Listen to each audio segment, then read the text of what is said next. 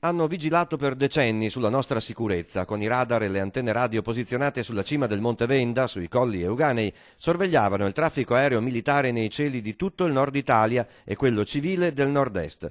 Tra la metà degli anni 50 fino al 1998 furono circa 800 gli ufficiali e i sottufficiali dell'aeronautica militare in servizio in questa base chiamata Primo ROC, Centro Operativo Regionale dell'Aeronautica Militare. Una caserma scavata nella roccia, una rete di gallerie che collegava alle sale di controllo, gli uffici e i servizi per i militari che qui a turni operavano H24.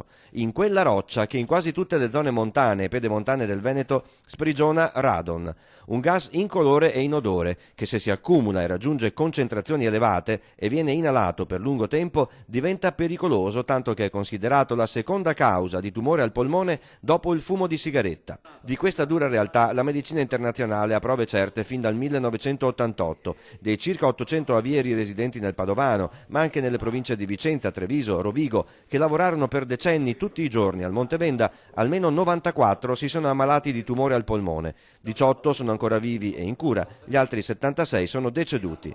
Dal 1988 quindi nessuno dei vertici militari intervenne per ridurre le concentrazioni di radon dentro la base. Una recente sentenza del Tribunale di Padova ha incriminato il generale Agostino Di Donna, oggi 88enne, per omicidio colposo e ha scagionato altri vertici militari italiani, e agli ex colleghi e ai familiari delle vittime non basta. Questo ci amareggia molto, perché significa che i vertici delle forze armate, quindi ce n'è uno, però potrebbero essere anche degli altri, hanno tenuto all'oscuro il personale che ha lavorato al Venda, il personale impiegato al Venda, e se avessero preso i provvedimenti in tempo utile, oggi noi non correvamo dietro a 94 casi, ma probabilmente i casi di malattie tumorali sarebbero stati molto di meno. Una gran parte delle famiglie dei 94 ex avieri ammalati di cancro o già deceduti è da tempo in causa con il Ministero della Difesa. La sezione euganea di Abano Terme dell'Unione Nazionale Sottufficiali Italiani aiuta i familiari delle vittime e degli ammalati non solo nella parte burocratica.